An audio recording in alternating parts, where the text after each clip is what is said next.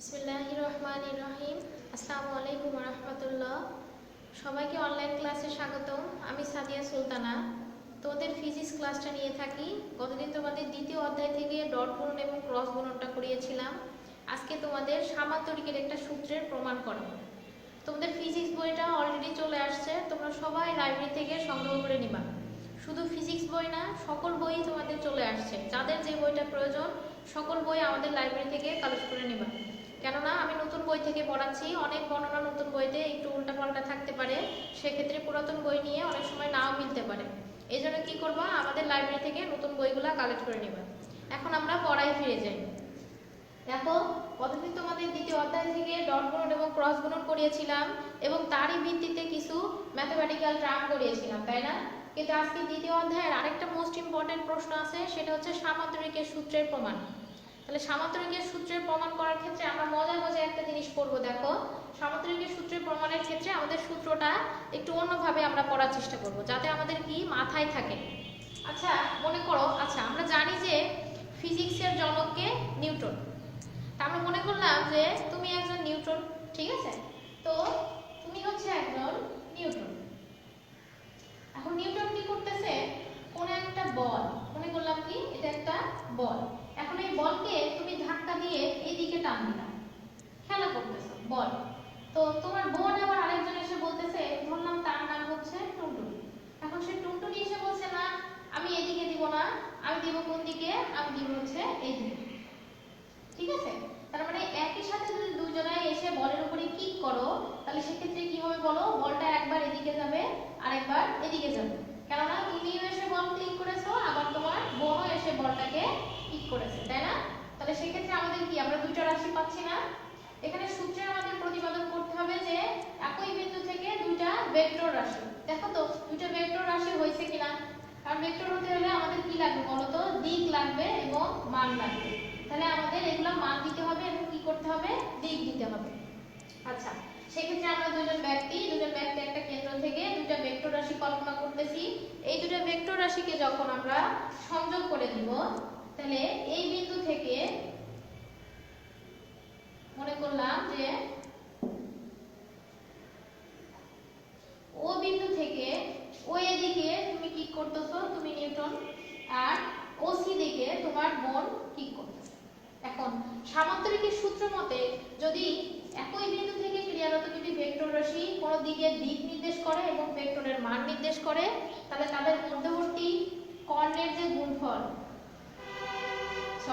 মধ্যবর্তী অঙ্কিত যে কর্ণ, সেই কর্ণটাই হবে হচ্ছে তাদের লব্ধির মান। আমরা এখানে লব্ধি হিসেবে আর ভেক্টর ধরতে পারি, ঠিক আছে?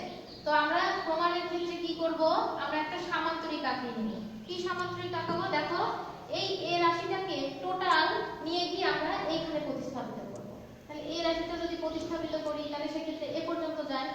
আবার ওসি রাশিকে আমরা এখান থেকে নিয়ে গিয়ে এখানে প্রতিস্থাপিত করব। তার মানে ওসি রাশিটা কোথায় যে লাগতেছে, এখানে গিয়ে লাগছে। সুতরাং আমরা সূত্রে ওখানে দেয়া আছে, বইতে দেখবা সুন্দর করে। আমি তোমাদের জাস্ট প্রতিপাদনটা করে দেখাবো যে একই বিন্দু থেকে ক্রিয়ারত দুটি রাশি দুটো ভেক্টরের মান এবং দিক নির্দেশ করে, তাহলে অঙ্কিত সামান্তরিকের কর্ণই হবে হচ্ছে ওই দুটো ভেক্টরের লব্ধির মান।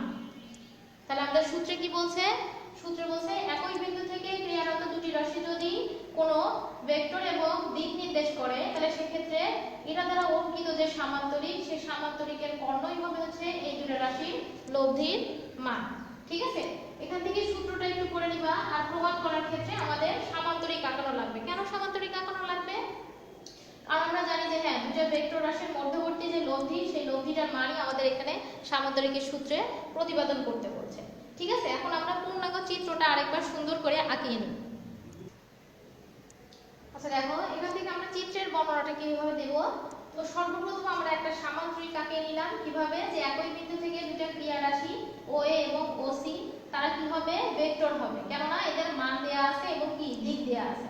এখন ওই ভেক্টর দ্বারা অঙ্কিত যে সামান্তরিক, ওই সামান্তরিকের মধ্যবর্তী যে কর্ণ, সেই কর্ণটাই হবে হচ্ছে দুটো ভেক্টর রাশির লব্ধি এর মান। দেখো এতটুকু অংশ আমরা একটু এক্সেস করেছি, কেননা সামান্তরিকের সূত্রে আমাদের দুইটা জিনিস করা লাগবে, একটা লব্ধির মান নির্ণয় করা লাগবে এবং দিক নির্দেশ করা লাগবে। কেননা বলতো এই লব্ধিটা কি, আসলে লব্ধিটা তো একটা ভেক্টর রাশি, আর ভেক্টর রাশির কি থাকে, মান এবং দিক দুটো থাকে না।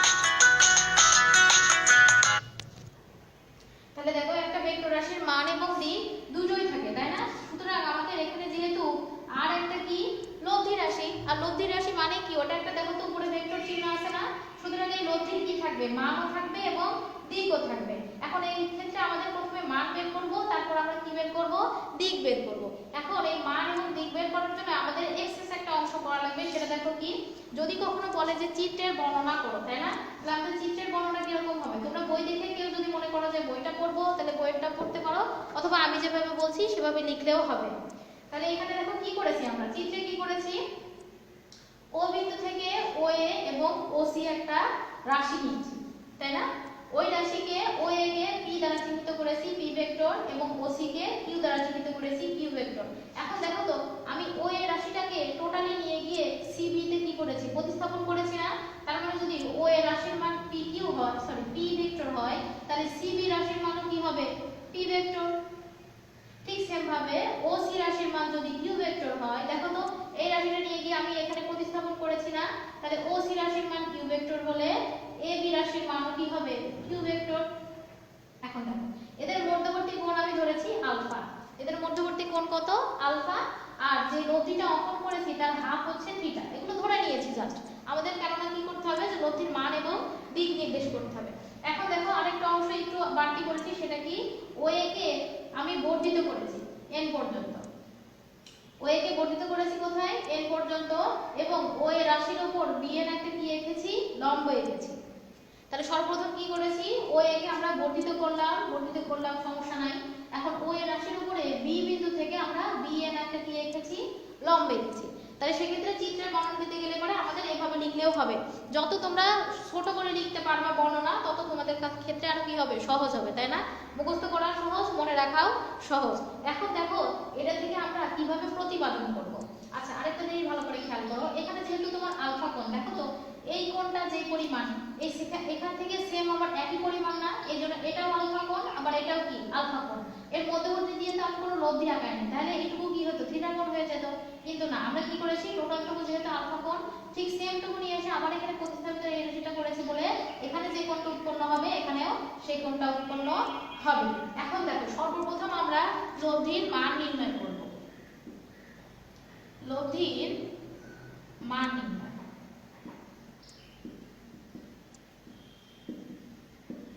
ঠিক আছে, তো লব্ধির মান নির্ণয় করার জন্য আমার কি করা লাগবে, দেখো তো লব্ধিটা কোন রাশির সাথে আছে, এই রাশিটার সাথে আছে।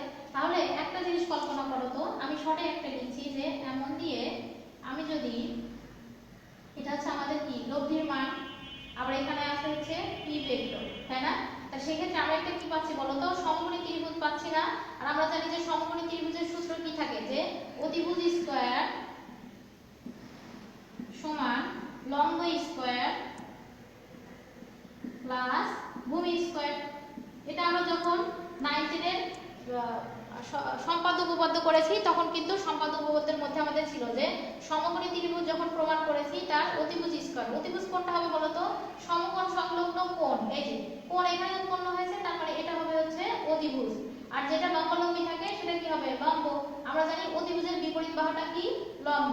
আর সমকোণ সংলগ্ন যে আনুভূমিক লেখা থাকে সেটাকে বলা হয় হচ্ছে ভূমিক। এটা তোমরা যখন জ্যামিতি করে আসছো, জ্যামিতির মধ্যে এটা প্রতিপাদন করে আসছি, তাই না? এখন এই সূত্র ধরে দেখো তো এই জিনিসটা আর এই যে ও বি এ ও, এটুকু কি এক সেম না, একই রকম। কারণ কি, এখান থেকে আমরা লব্ধির মানটা নিতে পারবো, আবার এখান থেকে পি এর মানটা নিতে পারবো, কিন্তু লম্বর মানটা আমরা কি জানি না।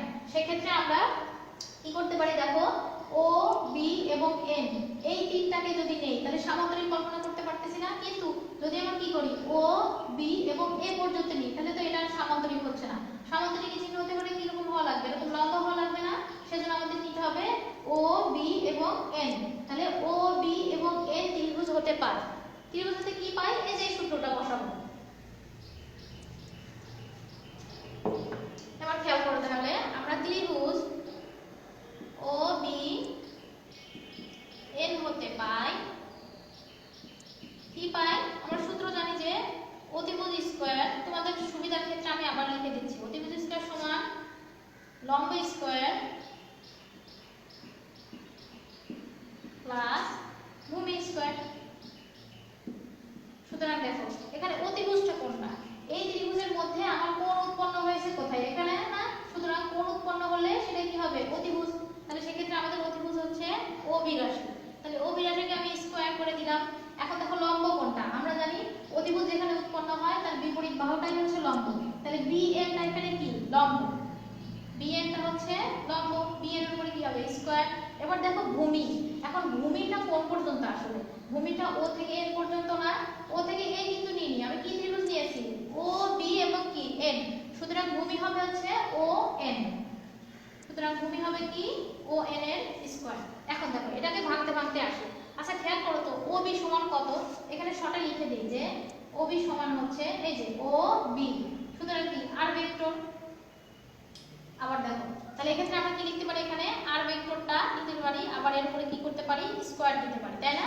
আবার দেখো BN, BN এর মান আমরা জানি না, BN এর মানটা আমরা বের করব এখান থেকে, BN এর স্কয়ার প্লাস, আচ্ছা দেখো তো ON, ON বলতে কি বোঝায় ON, ON বলতে এর মধ্যে একটা O এর রাশি আছে না, সুতরাং OA প্লাস AN লিখতে পারি আমরা, সুতরাং এখানে লিখতে পারি OA প্লাস AN, তাই না।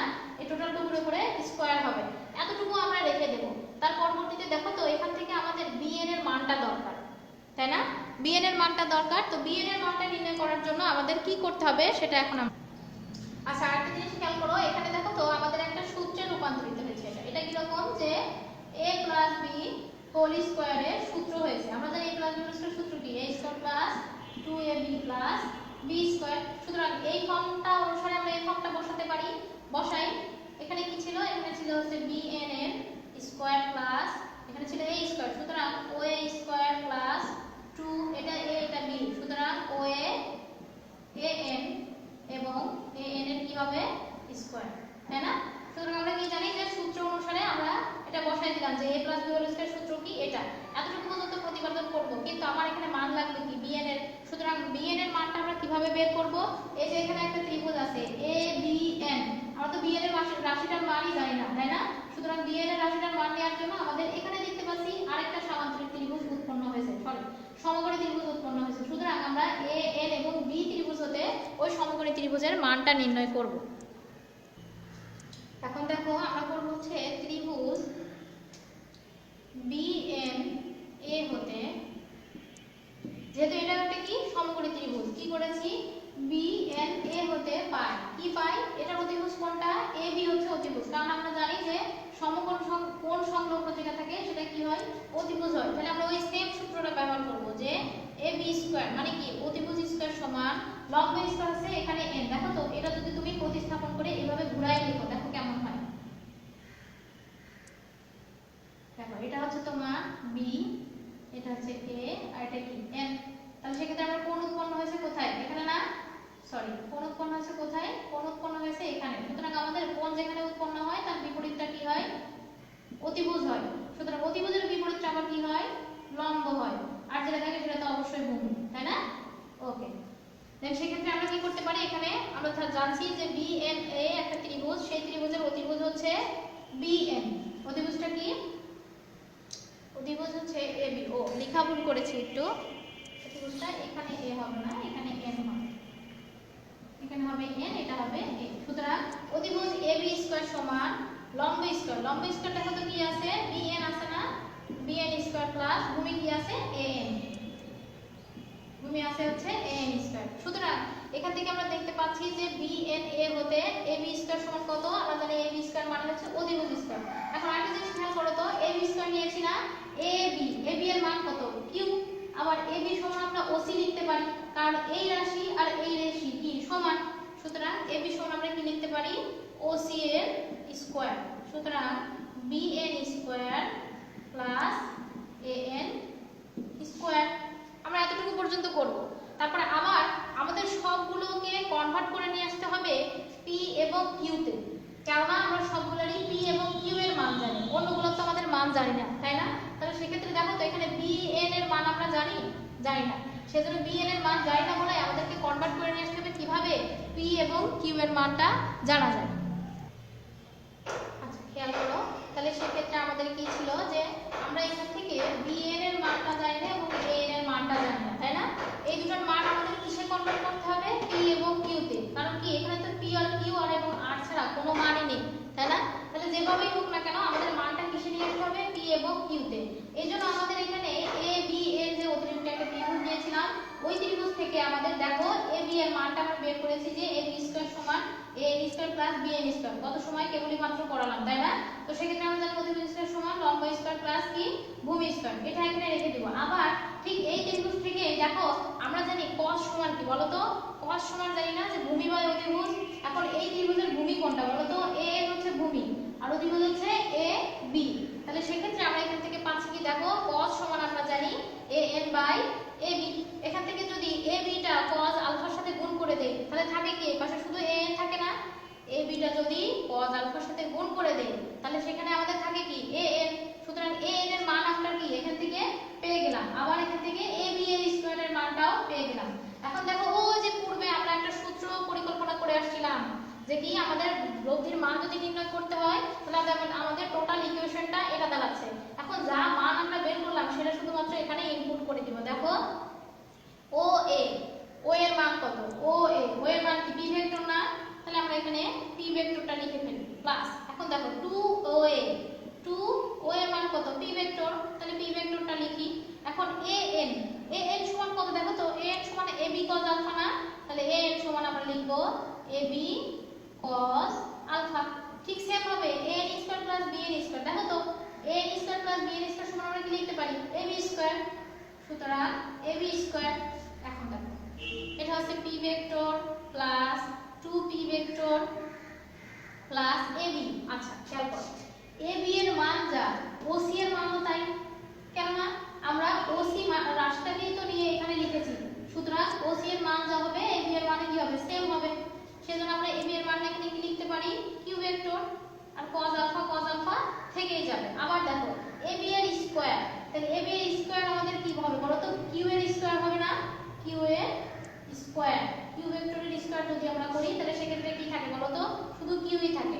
সুতরাং p vector plus 2p vector q vector cos alpha. আর যদি আমরা কোনো ভেক্টরকে স্কয়ার করি তাহলে ভেক্টরটা উঠে গিয়ে শুধুমাত্র কিউ ভেক্টরটা থেকে যায়। সুতরাং এবার দেখো তাহলে আর স্কয়ারের মান কি হবে? আমাদের এখানে সিঙ্গেল আর ভেক্টরের মান নিতে বলেছে। আর স্কয়ারের কি মান নিতে বলেছে? না। সুতরাং স্কয়ারটা কি করতে হবে? সমানের ওই পাশে দিতে হবে। তাহলে আমাদের পূর্ণাঙ্গ লব্ধির মান আসবে আর ইকুয়াল টু এই রুটটা শুধু এখানে দিয়ে দিলে হয়ে গেল। দেখো বইতে খুব সুন্দর করে সাজানো আছে। ঠিক সেমটাই সাজানো আছে কি যে p plus Q plus 2p Q cos আলফা। তাহলে এটা আমাদের কি যদি বলে কোনো লব্ধির মান নির্ণয় করো তাহলে মান নির্ণয়ের ক্ষেত্রে আমাদের এই সূত্রটা প্রতিপাদন করতে হবে।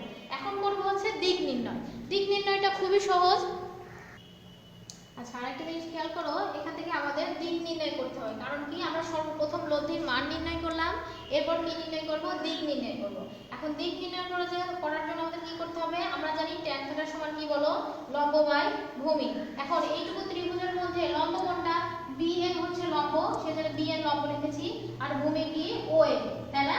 এই টোটাল ত্রিভুজের মধ্যে আমাদের লম্ব কোনটা? BN এবং ভূমি কোনটা? ON, সেজন্য ON লিখেছি। আর ON সমান আমরা কি লিখতে পারি বলো তো? OA plus AN। ON সমান লিখতে পারি OA প্লাস AN। এখন দেখো এগুলোর মধ্যে থেকে আমরা মান কোনটা জানি আর কোনটা জানি না।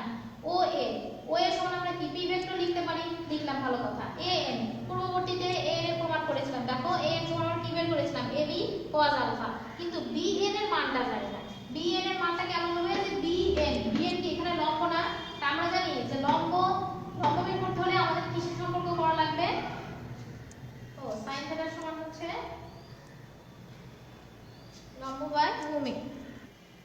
আচ্ছা আগে একটু ভুল লিখেছিলাম। দেখো আমরা জানি যে sin থিটা সমান কি জানি? লম্ব বাই অতিভুজ। তাহলে এতটুকুর মধ্যে আমাদের লম্ব কি? BN লিখেছি। আর অতিভুজটা কি? অতিভুজ হচ্ছে AB। এখন AB টা যদি এখানে প্রতিস্থাপন করে দিই দেখো AB sin আলফা সমান তখন কি হয়ে গেছে? BN। তাহলে এই ক্ষেত্রে আমাদের BN এর মানটাও আমরা নির্ণয় করতে পারবো।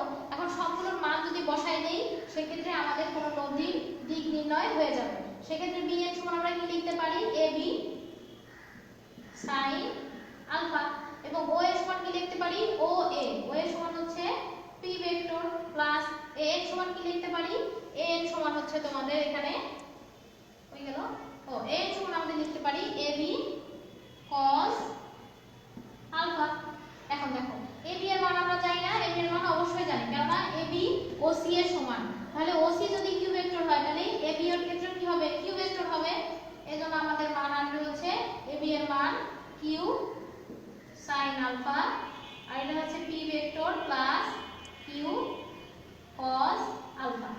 ঠিক আছে।